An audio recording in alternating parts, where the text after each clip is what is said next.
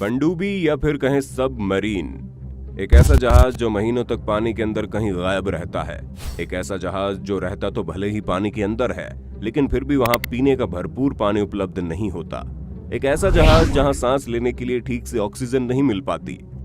और इस कठिन परिस्थितियों में उस जहाज में रहकर हमारे देश की रक्षा करने वाले हमारे देश के ऐसे जाबाज, जिसे धूप देखे भी कई महीने बीत जाते हैं, जहां हमारे देश के नौसैनिकों की सीमित मात्रा में भोजन, कुछ घंटों की नींद और हफ्तों तक बिना नहाए रहना पड़ता है।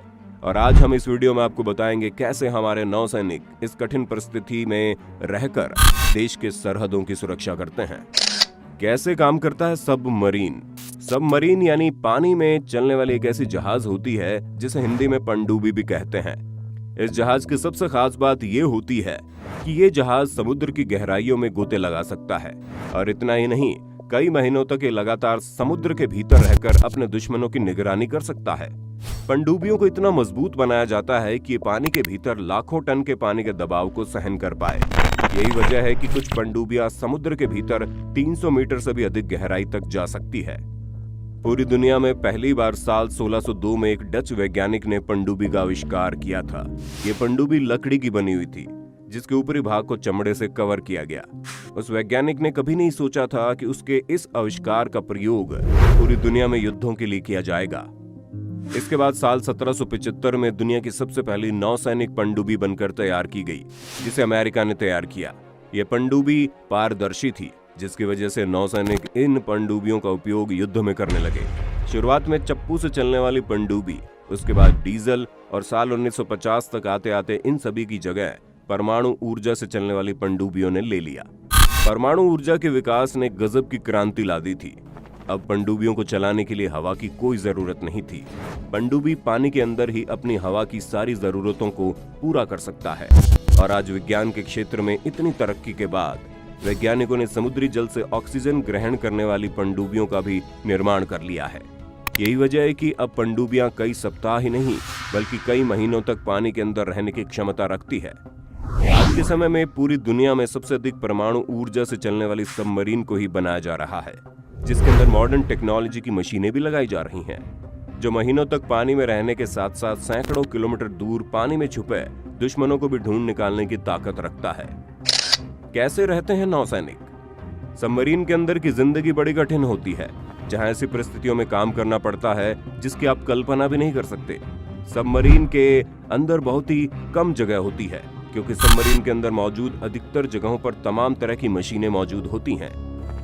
महीनों तक पानी के अंदर होने की वजह से पनडुब्बी में रहने वाले नौसैनिकों को धूप देखे बिना कई महीने गुजारने पड़ते हैं। पनडुब्बी में तैनात सभी सैनिक जैसे ही समुद्र के भीतर समुद्र की गहराइयों में गोते लगाते हैं, उनका बाहरी दुनिया से संपर्क लगभग खत्म हो जाता है।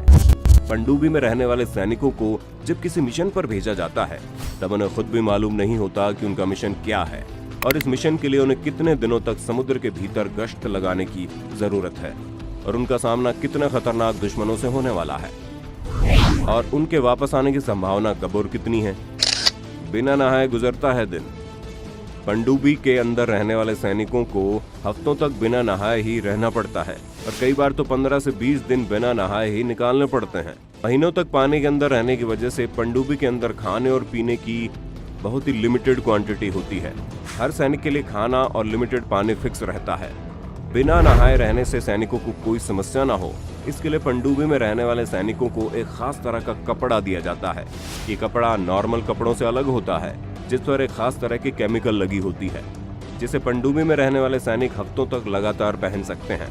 और कपड़ों में प्रयोग होने वाले केमिकल उन्हें बैक्टीरिया से दूर रखते हैं। पनडुब्बी के अंदर मौजूद सैनिकों में, चाहे वो सैनिकों का हेड हो या फिर नॉर्मल सैनिक, उन सभी का ड्रेस बिल्कुल एक जैसा ही होता है। सीमित मात्रा में खाना। पनडुब्बी के अंदर रहने वाले सैनिकों को मिलने वाले खाने की बात करें तो उन्हें बहुत ही लिमिटेड क्वांटिटी में खाना मिलता है, और इतना ही नहीं, उन्हें खाने के लिए समय भी बहुत लिमिटेड ही मिलता है। पनडुब्बी में रहने वाले सैनिकों को बिना तड़के की दाल, रोटी, चावल और बहुत ही कम मसालों वाली सिंपल सब्जी दी जाती है। कभी कभी ताज़ा खाना न बन पाने की वजह से उन सैनिकों को पहले से ही पैक्ड खाना भी दिया जाता है। पनडुब्बी के अंदर एक छोटी सी रसोई होती है, और खाना बनाते वक्त इस बात का ध्यान रखा जाता है कि खाना बनाने के दौरान कम से कम धुआं उठे, क्योंकि पनडुब्बी के अंदर से धुएं को बाहर निकालना बड़ा मुश्किल काम होता है। पनडुब्बी के अंदर इलेक्ट्रिसिटी के लिए ढेर सारे चार्ज्ड बैटरी मौजूद होते हैं। इसी वजह से रसोई का काम भी बहुत सावधानी से करना पड़ता है। अगर गलती से भी कोई चिंगारी भड़की तो वह चिंगारी पूरी पनडुब्बी को ही एक आग का गोला बना देगी। पनडुब्बी के अंदर बहुत कम जगह होने की वजह से अंदर मौजूद सभी सैनिक एक साथ खाना नहीं खा पाते। खाना खाने के लिए एक छोटी सी जगह मौजूद होती है जहां हर सैनिक बारी बारी जाकर अपना खाना खाता है और सैनिकों को खाने के लिए सिर्फ 12 मिनट ही मिलते हैं। कुछ घंटों की नींद। पनडुब्बी के अंदर मौजूद सैनिकों को सोने के लिए मुश्किल से 3 से 4 घंटे का समय ही मिल पाता है। पनडुब्बी के अंदर तमाम तरह की मशीनें मौजूद होने की वजह से वहां बहुत ही कम जगह बचती है। बहुत छोटी छोटी जगहों पर सैनिकों को सोने के लिए रैक बने होते हैं। एक छोटे से कैबिन में भी उनके 5 से 10 सैनिक सो जाते हैं। समुद्र की गहराइयों में कम ऑक्सीजन और घबराहट की वजह से बहुत से सैनिकों के लिए सोना मुश्किल हो जाता है। हर पल खतरे के बीच जिंदगी। समुद्र के भीतर सैकड़ों मीटर की गहराइयों में मौजूद किसी पनडुब्बी में काम करने वाले हर सैनिक की कोई न कोई खास काम जरूर होता है। अगर एक सैनिक भी अपने काम में जरा सा भी चूक कर दे तो पूरी की पूरी पनडुब्बी खतरे में आ सकती है। और इसके साथ ही पनडुब्बी में रहने वाले 9 सेनाओं को हर वक्त दुश्मनों से चौकन्ना रहने की जरूरत भी पड़ती है। इससे साफ जाहिर है कि पनडुब्बी के अंदर की जिंदगी कितनी खतरनाक और मुश्किल भरी होती है। दोस्तों, अगर हम बात अपने देश भारत की करें तो साल 1967 में भारत की पहली पनडुब्बी कलवरी को भारतीय नौसेना ने शामिल किया, जिसे 30 सालों की सेवा के बाद 31 मार्च 1996 को नौसेना ने रिटायर कर दिया। इसके बाद विभिन्न श्रेणियों की बहुत सी पनडुब्बियां नौसेना का हिस्सा बनी। मौजूदा समय में भारत के पास 16 से 17 पनडुब्बियां मौजूद हैं, जिसमें से INS अरिहंत और INS चक्र परमाणु ऊर्जा से चलने वाली पनडुब्बियां हैं। उससे भी बेहतरीन बात यह है कि INS अरिहंत का निर्माण भारत में ही किया गया है। अपना पहला ट्रायल करने के बाद साल 2018 में PM मोदी ने इसे भारतीय नौसेना को सौंप दिया था। INS अरिहंत देश की पहली ऐसी पनडुब्बी है जो पानी, जमीन और हवा तीनों जगहों पर हमला कर सकती है। INS अरिहंत और INS चक्र में दुश्मनों पर हमला करने के लिए परमाणु हथियार भी लगे हुए हैं। आपको जानकर हैरानी होगी कि INS अरिहंत का वजन 6000 टन से भी ज्यादा है, जिसमें 15 मिसाइलें 750 किलोमीटर रेंज की और 3500 किलोमीटर की मारक क्षमता वाले 4 मिसाइल लगे हैं। सबसे ज्यादा पनडुब्बी। आपको जानकर हैरानी होगी कि इस वक्त पूरी दुनिया में सबसे अधिक पनडुब्बी उत्तर कोरिया के पास है। वर्तमान समय में उत्तर कोरिया के पास 83 से ज्यादा पनडुब्बियां मौजूद है। दूसरे नंबर पर आता है चीन, जिसके पास 74 पनडुब्बी है। तीसरे नंबर पर यूनाइटेड स्टेट अमेरिका, जिसके पास 66 पनडुब्बियां हैं। और फिर आता है रूस, जिसके पास 62 पनडुब्बियां मौजूद है। वहीं बात अगर हमारे देश भारत की करें तो मौजूदा समय में भारत के पास 17 पनडुब्बियां ही है। इस लिस्ट में भारत 8वें नंबर पर आता है, लेकिन भारत के पास INS अरिहंत जैसी खतरनाक पनडुब्बी मौजूद है, जिसकी बराबरी कोई नहीं कर सकता।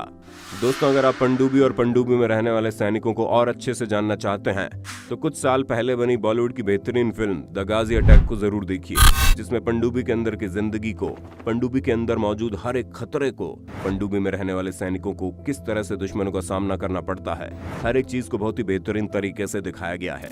ये वीडियो कैसी लगी आपको? पनडुब्बी में रहने वाले नौसैनिकों की जिंदगी के बारे में आप क्या सोचते हैं? अपनी राय जरूर देना एक देशभक्त होने के नाते। वीडियो अच्छी लगी हो तो लाइक कीजिए, और अगर आपने अभी तक हमारे चैनल को सब्सक्राइब नहीं किया है तो जल्दी से सब्सक्राइब करके बेल आइकन को ऑन कर दीजिए, क्योंकि हम आपके लिए ऐसी ढेर सारी इन्फॉर्मेटिव वीडियोस लाते रहते हैं। मिलते हैं अगली वीडियो में नए टॉपिक के साथ।